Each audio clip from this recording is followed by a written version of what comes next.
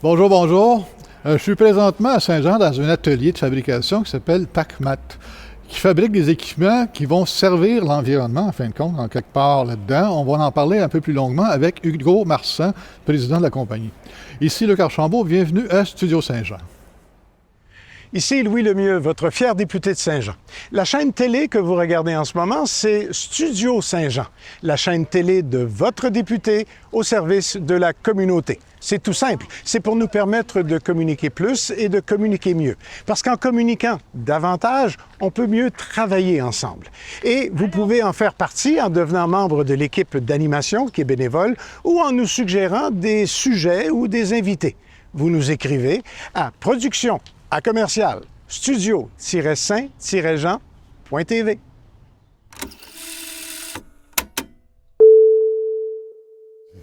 Salut Hugo. Merci d'avoir accepté d'abord de nous rencontrer puis nous jaser un peu de qu'est-ce que vous faites ici chez... Ben là, c'est PacMat puis il y a Expac là-dedans. Explique-moi donc un peu comment ça marche. Là. Il y a deux entités, on dirait. Ou... Ouais, même nous autres, on se pose la question des fois. Ah, OK. Mais c'est bien simple. Dans le fond, Expac Industrie est né en 2016. OK. C'est moi et mon partenaire d'affaires, Éric Boivin, qui a fondé ça. Puis le but, c'était vraiment de faire des produits 100% électriques puis d'éliminer l'hydraulique. Fait qu'on on arrache l'hydraulique, on fait quelque chose qui est tout électrique.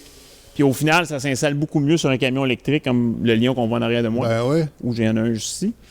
Puis je dirais, on est pas mal les seuls à faire ça parce que personne n'ose attaquer le côté hydraulique. Tu sais, c'est installé depuis des années. C'est comme une on science. s'en cache pas archaïque, là.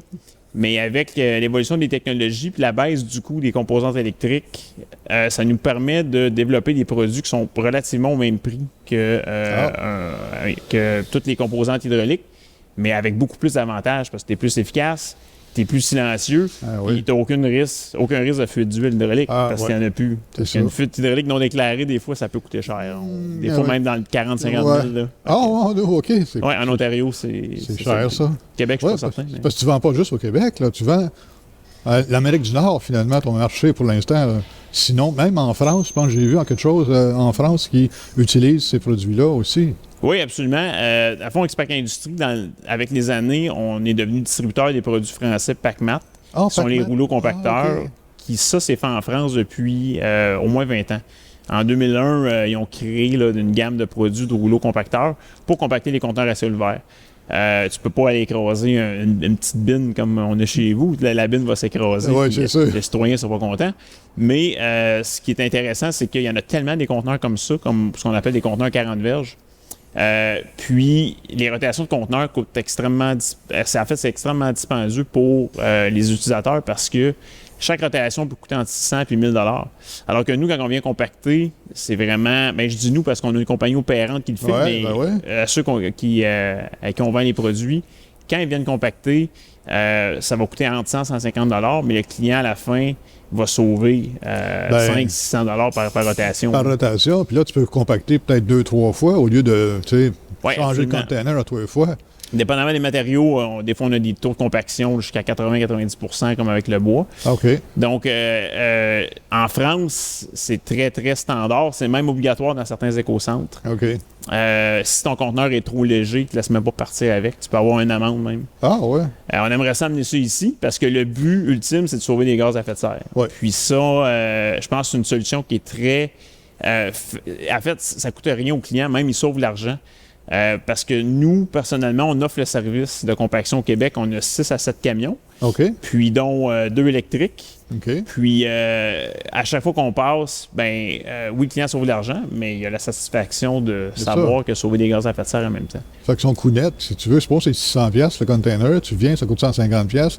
Il vient de sauver 350-400$. Absolument. Dépendamment des matériaux, ça peut être plus. Sinon, ça peut être plus aussi.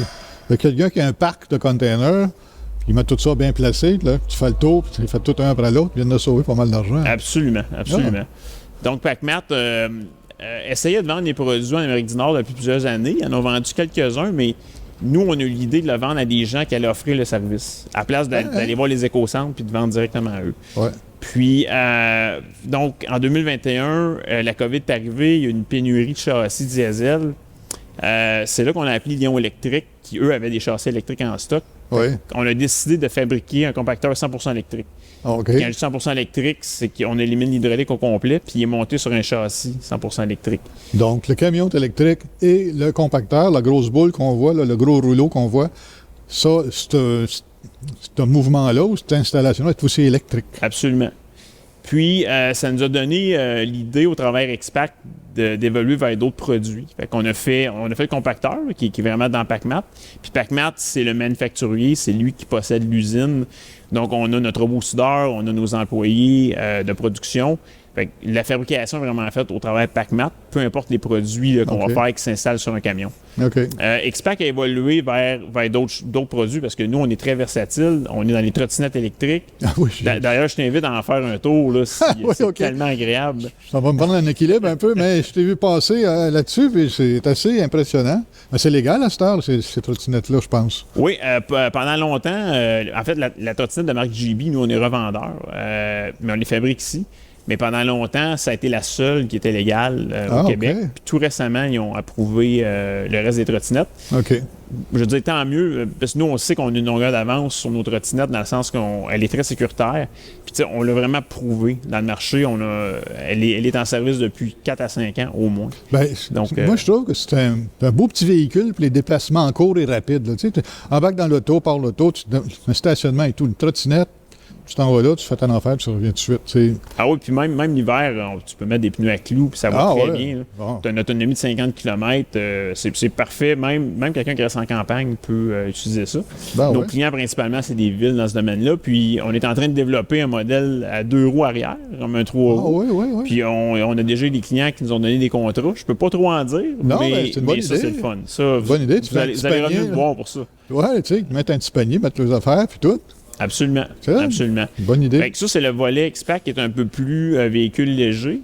Dans les véhicules plus lourds, on a développé une benne à collecte de vidange 100% électrique, vidange, recyclage ou compost. On l'a exposé à New York cette année.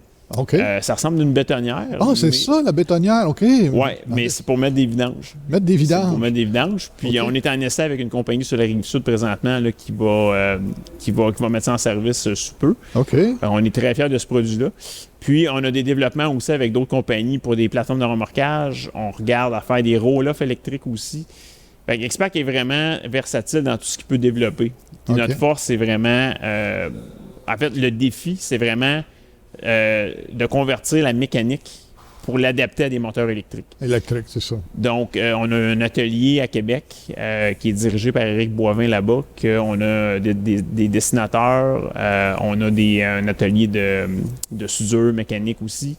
Donc, le prototypage est fait là. Puis quand le produit est mature, on peut l'amener ici. Puis au OK. final, vraiment... Ah oui, parce que vous faites la faire conception. Vous faites la Ouais. conception et tout là, de ces choses-là. On est verticalement intégré avec une strate de plus, c'est qu'on les opère même. Ah, OK, ben Mais oui. ça, c'est pour les rouleaux compacteurs, mais qui sait, peut-être qu'éventuellement, on opérera nos propres camions, mais quand je parlais du service de compaction, on a vraiment une compagnie opérante qui s'appelle Ben Masters, où est-ce qu'on s'est parti en franchise, un peu partout au Canada et aux États-Unis, et la franchise au Québec nous appartient. Fait qu'on OK. voulait un peu, excusez l'expression française, mais taper à trail pour les autres, puis Ouais. montrer que c'est un modèle rentable. C'est un modèle, c'est ça, faut que tu dises aux autres, regarde, ça marche, je le fais.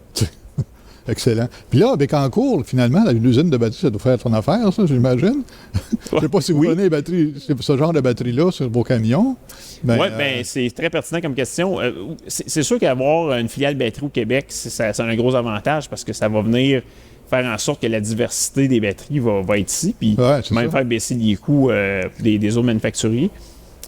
Nous, quand on installe sur un camion électrique, le camion a déjà ses batteries comme le Lion, Ah, OK. puis on opère à une tension plus basse. Fait que oui, on prend des batteries. Mais si j'étais à la même tension que les camions de Lion, ben mon équipement me coûterait probablement 5 à 6 fois plus cher parce que Oh! l'électronique derrière ça OK. le serait plus. OK. Donc, nous, on baisse la tension puis on opère tout en bas de 100 volts, là, principalement. 100 volts DC. Trop besoin de plus que ça, j'imagine, pour opérer, c'est pour ça. OK. Jusqu'à date, non. Peut-être qu'à un moment donné, on va avoir une certaine demande de puissance qui va nécessiter plus, mais Ouais. pour l'instant, on n'est pas là. On est suffisant avec ce qu'on a. OK. Tabarnouche. Hey, en tout cas, on a vu, on est allé tourner tantôt, hein.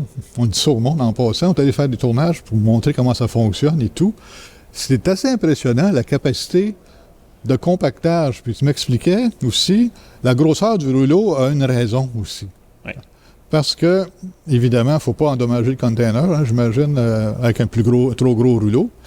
Mais j'ai vu un compaction tantôt, là, puis écoute, c'est sûr que le gars, là, ce matin, il a sauvé au moins au moins trois rotations de container avec le compactage. Exact. C'est une belle économie, ça, là. Ça a pris 10 minutes, peut-être, 15 minutes. Ça a pris 10 minutes parce qu'on s'installait pour le filmer. Ouais, parce qu'en réalité, c'est 5. C'est ça, tu vois. Fait que c'est très rapide. Fait que oui, en effet, ce qui est important, c'est de ne pas endommager le conteneur. Fait que le conteneur, lui, nous, on s'assure avec du contrôle puis de l'instrumentation de respecter certaines limites. Fait qu'on ne pourra jamais cogner dans le conteneur. Cogner dedans et tout, ouais. Absolument. Puis on est capable aussi, en mettant nos anneaux de protection, bien, les pics sur le rouleau que vous avez vu ne touchent jamais au conteneur. C'est vraiment les gardes qui vont aller, s'il y a à cogner à quelque part, c'est des gardes qui sont beaucoup plus larges puis ça n'endommage pas le conteneur. Ça ne l'éventrera pas, là. Ça ne l'éventrera pas, contrairement à une pelle mécanique. Souvent, les gens prennent dans les écocentres, puis ça pique, ça met une pression focusée qui fait en sorte que le conteneur peut ouvrir. Des grosses bedaines, puis dangereux. Oui, c'est ça. C'est dangereux sur la route, ça. Un conteneur qui ouvre, c'est pas beau à voir. Là. Non. La porte en avant débarque, puis tout tombe à terre. Non, c'est vraiment pas... Le cauchemar. Et nous, notre rouleau pèse 3 tonnes, donc c'est vraiment la clé du succès de bien compacté. Parce que nous, on relâche tout le poids du rouleau. Ouais. Puis, après ça, on roule avec les moteurs qui sont intégrés dans le rouleau. Que ce soit en hydraulique ou en électrique, c'est le même principe. C'est un peu comme un éléphant qui se laisse tomber dans le conteneur puis qui se met à se rouler sur lui-même. C'est ça. Un éléphant de 3 tonnes. Donc, la compétition ne fait pas ça. La compétition, elle, prend vraiment les cylindres hydrauliques pour forcer sur le déchet. C'est ça qui est dangereux pour le conteneur, puis c'est moins efficace. De répartir le poids, c'est ça la clé. Mm-hmm. Puis PACMAT, en France, possédait ce brevet-là, justement, là, pour que nous, on a repris ici là, pour vraiment optimiser nos compactions. Donc, M. Container, celui qui loue ces containers-là à ces entreprises-là, il a la tête tranquille, finalement, quand c'est vous autres qui compactez de cette façon-là, en tout cas. Absolument. Jamais qu'on a brisé un conteneur là, avec nos 7 à 8 camions qui opèrent sur la Rive-Sud, puis ça arrive nord de Montréal. En tout cas, c'est des belles machineries. Des belles machineries et des belles idées là-dedans, une belle innovation qui arrive, qui est là depuis un certain temps, d'ailleurs, dans le marché. Là, on a un peu parlé de l'avenir aussi, évidemment, mais à l'heure actuelle, c'est quoi le défi qui est le plus présent à l'heure actuelle dans ce domaine-là? Je dirais qu'en ce moment, c'est de gérer la croissance parce que on était longtemps à développer. Là, on a des produits qui s'en viennent matures, puis on a de plus en plus de demandes. Donc, il faut vraiment composer avec des produits qui sont matures mais nouveaux. Puis, il faut briser un peu certains paradoxe que les gens pensent que les batteries, c'est dangereux. Souvent, il y a des gens qui préfèrent être assis sur une tank à gaz qu'une batterie. On s'entend qu'il est assis sur une bombe, là. Ouais. Mais c'est ça. Je pense qu'au Québec, c'est beaucoup plus facile parce que les gens sont plus réceptifs à l'électrification. De percer le marché américain, c'est un peu plus long. C'est pour ça qu'on continue toujours à faire des produits hydrauliques. Là, on a livré au moins une soixantaine là, depuis que PACMAT existe, au travers de certains distributeurs américains. Donc, c'est ça. Je pense que de vraiment focusser sur notre core, qui est l'électrification, je pense que c'est ça qu'on va vraiment avoir du succès. Puis nous, on aime être innovateurs, puis on est très conscient que, étant les pionniers dans certains domaines, il va y avoir toutes sortes d'embûches. Le statu quo en est une. Là, les gens qui sont bien avec leur camion hydraulique qui polluent, mais je pense que c'est pas vraiment là que la planète s'en va non plus. Fait qu'on essaye de prendre... En fait, on essaye d'attirer les autres entreprises à aller dans notre direction. Parce exact. On voit les camions, les autobus sont rendus électriques, le bus scolaire, le REM. C'est un autre exemple. Ainsi de suite, tout s'en vient, va vers ça. La tendance est vers ça. Fait que vous êtes sur le bon bord, je suis certain. Je ne suis pas un expert, mais je regarde ça aller, puis je me dis, ça a l'air d'être sur le bon côté d'aller. Oui, absolument. Alors, on est bien excités, on est très fiers de notre équipe aussi. Là, on a des gens très innovateurs qui travaillent avec nous. Ça prend ça parce qu'on bout de champ, on est sur un projet, on revient sur un autre. Fait que c'est pas. Mais c'est ça la nature de notre business. Puis c'est ça qui fait qu'on est... C'est tout excitant On est aussi. unique, là. C'est ça, c'est excitant. Ah oui, il n'y a jamais une journée qui Il n'y a est... pas de journée plate là-dedans. Non, jamais, jamais. Et super. Est-ce une question que je ne t'aurais pas posée, mais que tu aurais un sujet que tu voudrais aborder ou...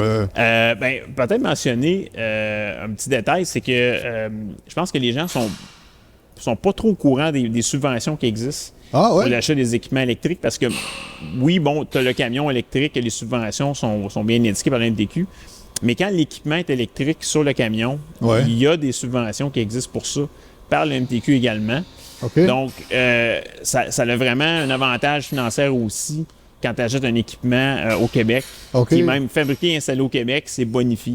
Ah, Fait que, tu sais, je pense que tous les éléments sont là pour encourager les gestionnaires de flotte de ce monde d'essayer du nouveau. ouais, Puis, ouais. on a des belles choses qui s'en viennent. Je peux pas tout dire, mais Ben vous allez non. voir ça en 2024. Là. OK. Vous allez- Bon, on se vous allez reverra, voir. on se reverra. Oui, certain. Vous OK. viendrez, c'est sûr. Ah ouais, c'est bon à savoir que pour faire ce genre de transition-là, le gouvernement donne un coup de main là-dedans aussi. Absolument. Autant Québec, gouvernement provincial que fédéral Ouais. ont des programmes géniaux en ce moment. Là. Excellent. Ah, ben c'est super. Ben merci, Hugo. Ben, ça fait plaisir. Merci d'être venu nous voir. J'ai appris un paquet d'affaires le matin, là, puis non, c'est super. Merci beaucoup. Ben, ça fait plaisir. Merci de nous suivre. Écoutez, en attendant la prochaine entrevue, ben, portez-vous bien, puis partagez cette entrevue-là. C'est important de connaître les innovations qui se font ici à Saint-Jean. Donc, on se voit bientôt. Bye-bye.